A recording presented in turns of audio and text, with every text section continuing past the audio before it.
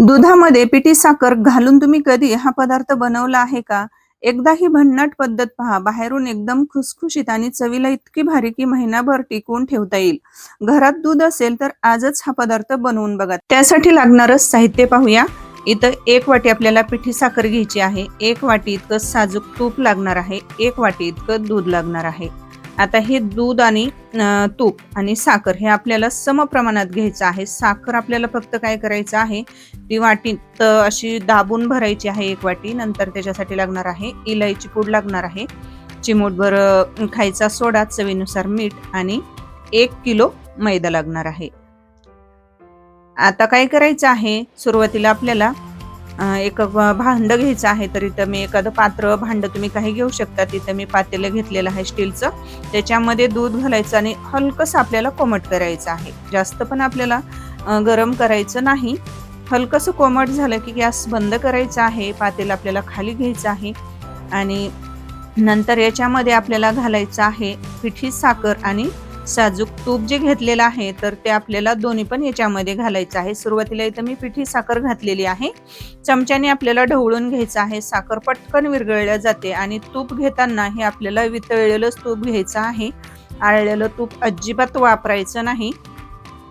आणि साखर विरघळेपर्यंत आपल्याला चांगलं ढवळून घ्यायचं आहे, ढवळत राहायचं आहे. आता पिठी साखर ही पटकन विरघळल्या जाते. असं सतत ढवळत राहायचं आहे. पटकन साखर ही बघा विरघळलेली आहे. तर आज आपण बनवत आहोत, गौरी गणपतीचा सण म्हटलं की घरात कसं गोड पदार्थ हवाच असतो. त्याच्यासाठी आज आपण बनवतो खास गोड शंकरपाळी. बघा, ताट घ्यायचं आहे. ताटामध्ये आपल्याला मैदा चाळून घ्यायचा. चिमूटभर काय करायचं, खायचा सोडा घालायचा आहे आणि चवीनुसार मीठ घालायचं आहे. आता गोडाचा तुम्ही कुठलाही पदार्थ बनवत असताना थोडंसं चवीनुसार मीठ घालायचं. त्याने गोडाचा जो पदार्थ बनवत आहोत त्याची चव दुपटीने वाढते. नंतर थोडीशी इलायची पूड घालायची आहे आणि कोरडे जिन्नस आपल्याला कोरडं पीठ चांगलं मिक्स करायचं आहे.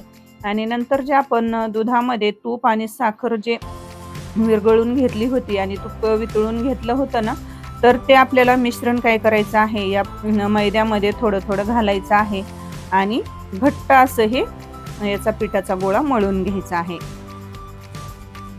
ही शंकरपाळी अगदी खुसखुशीत आणि मस्त तोंडात विरघळणारी होणार आहे. त्यासाठी फक्त आपल्याला काय करायचं आहे, इथे एक गोष्ट लक्षात ठेवायची आहे. पीठ मळताना हे प्रमाण नक्की पाळायचं आहे, म्हणजे तुमची शंकरपाळी अजिबात बिघडणार नाही.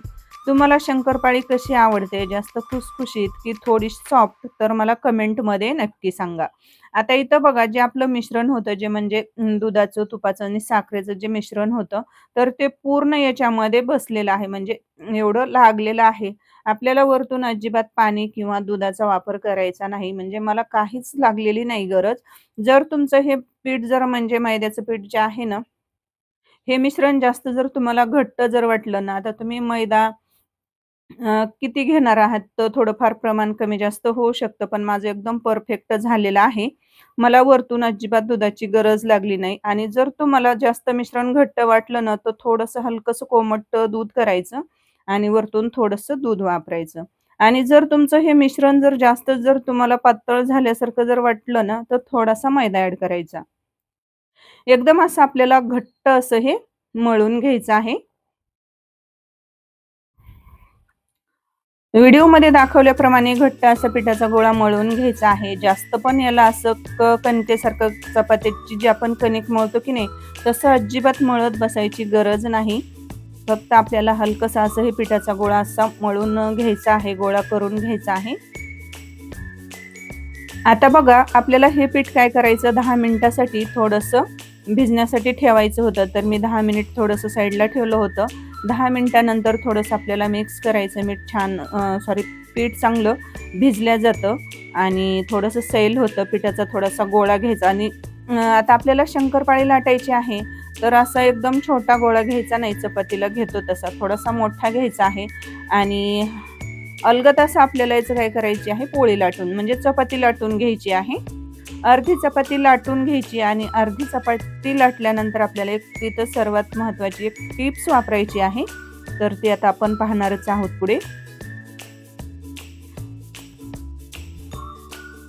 गौरी गणपतीसाठी ही रेसिपी नक्की करून बघा. घरातल्या सगळ्यांना नक्की आवडेल आता बघा आपल्याला काय करायचं, चपाती लाटल्यानंतर दोन्ही साईडने असं थोडंसं आपल्याला फोल्ड करून घ्यायचं आहे. जसं मी व्हिडिओमध्ये केलं आहे की नाही, अगदी सेम त्याच पद्धतीने करायचं आहे. म्हणजे आपली शंकरपाळी ही एकदम खुसखुशीत, अगदी तोंडात टाकता जिभेवर विरघळणारी, बिस्किटपेक्षाही खुसखुशीत बनणार आहे.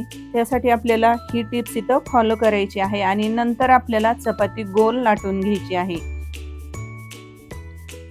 एकदम पीठ बघा छान झालेलं आहे. आता पुढची स्टेप खूप म्हणजे महत्त्वाची आहे. तर ते आता जी आपण वापरली आहे, तर ती सर्वात महत्त्वाची टिप्स होती.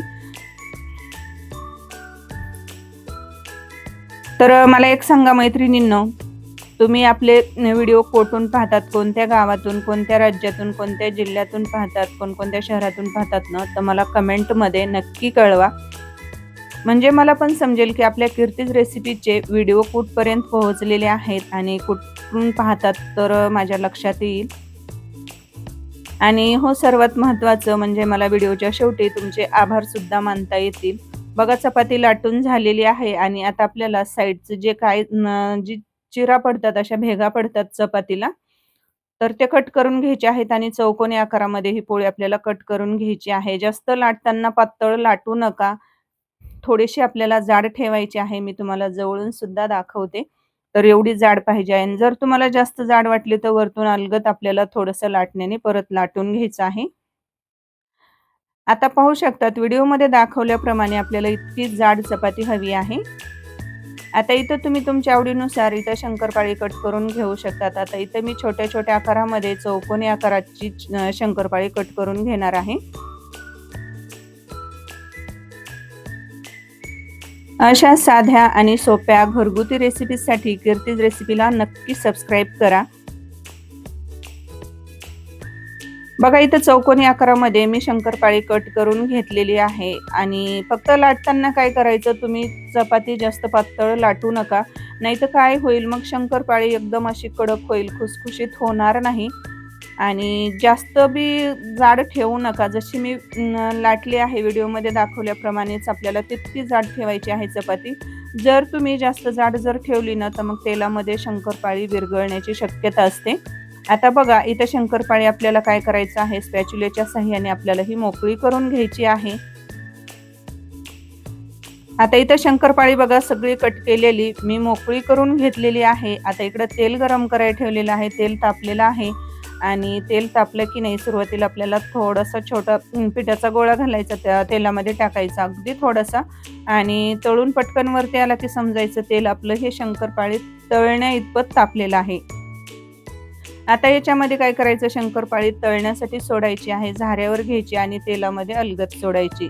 तेलामध्ये शंकरपाळी सोडली ना, तर लगेच हलवायची घाई नाही करायची. अगदी काही सेकंद आपल्याला म्हणजे काही मिनिट थांबायचं आहे आणि नंतर आपल्याला इथं चमच्याने किंवा उलताण्याच्या दांड्याने आपल्याला ही शंकरपाळी 2-3 मिनिटानंतर आपल्याला ही चमच्याच्या दांड्याने काय करायची आहे किंवा उलताण्याच्या दांड्याने हलवायची आहे. म्हणजे शंकरपाळी ही विरघळणार नाही आणि त्याचे तुकडे पडणार नाहीत. बघा काही मिनिट आपल्याला 1-2 मिनिट उलताण्याच्या दांड्याने आपल्याला शंकरपाळी हलवून घ्यायची आणि नंतर काय करायचं, झाऱ्याच्या साहाय्याने आपल्याला शंकरपाळी ही हलवत राहायचं आहे आणि शंकरपाळी तळताना आपल्याला सतत हलवत राहायचं आहे. म्हणजे आतपर्यंत ही शंकरपाळी छान अशी खमंग भाजल्या जाते, तळल्या जाते.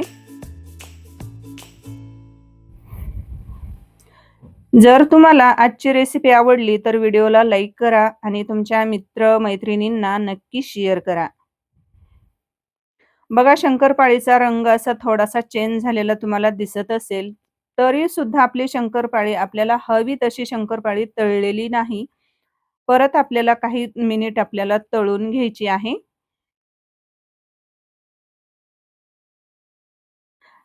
तर बघा इथं आता आपला मस्त असं शंकरपाळीला छान असा कलर आलेला आहे, मस्त असा. पाहू शकतात. मस्त सुरेख असा इथं रंग आलेला आहे. एकदम खुसखुशीत अशी इथं आपली शंकरपाळी बघा मस्त अशी तयार झालेली आहे. आता ती आपल्याला एका झाऱ्यामध्ये काढून घ्यायची आहे किंवा एखाद्या ताटामध्ये टिश्यू पेपरवर जरी तुम्ही घेतली नाही काढून तरी सुद्धा चालेल. पण इथं झाऱ्यामध्ये घेतली ना तर जरा बरं पडतं. कारण कसं त्याच्यामध्ये शंकरपाळीमध्ये काही जर जास्तीचं तेल असेल ना, तर ते तेल नितळल्या जातं आणि शंकरपाळी ही जास्त डार्क रंगावर तळायची नाही, कारण तेलामधून काढल्यानंतर सुद्धा तिची ताटामध्ये काढल्यानंतर तळण्याची प्रक्रिया ही काही मिनिट चालूच असते. म्हणून आपल्याला थोडीशी फेंट रंगावरच तळून घ्यायची आहे आणि तळल्यानंतर सुद्धा बघा, तिची तळण्याची प्रक्रिया चालू असते, तर ती थोडीशी डार्क होते. तर इथं मी एक ताट घेतलेलं आहे. ताटामध्ये टिश्यू पेपर टाकलेला आहे आणि टिश्यू पेपरवर ही शंकरपाळी काढून घेतलेली आहे. आता इथं सेम पद्धतीने राहिलेली पूर्ण शंकरपाळी आपल्याला तळून घ्यायची आहे. तर बघा, आपली गौरी गणपती विशेष म्हणजे स्पेशल गोड शंकरपाळी अगदी खुसखुशीत आणि मस्त अशी तयार झालेली आहे. तुम्हीही ही रेसिपी नक्की करून बघा आणि कशी झाली ते मला कमेंटमध्ये नक्की सांगा. जर तुम्हाला रेसिपी आवडली असेल तर व्हिडिओला लाईक करा, आपल्या नातेवाईकांना आणि मित्र-मैत्रिणींना शेअर करा. अशाच नवीन आणि चविष्ट रेसिपीसाठी कीर्तीज रेसिपीला सबस्क्राईब करायला विसरू नका. तर बघा, इथं आपली पूर्ण शंकरपाळी इथं बनवून तयार झालेली आहे. एकदा नक्की तुम्ही पण या पद्धतीने शंकरपाळी बनवून बघा आणि जी मी काही लहान-मोठ्या टिप्स दिलेल्या आहेत त्या तुम्ही नक्की फॉलो करा. तर भेटूयात अशाच एका छानशा आणि साध्या, सोप्या आणि नवीन युनिक रेसिपी सोबत. बघा, एकदम अशी हातातनं आपण शंकरपाळी घेतली ना, की अगदी ती पटकन असा तिचा भुगा होतो, म्हणजे अशी विरघळल्या जाते. एकदा नक्की ट्राय करा. गणपती बाप्पा मोरया!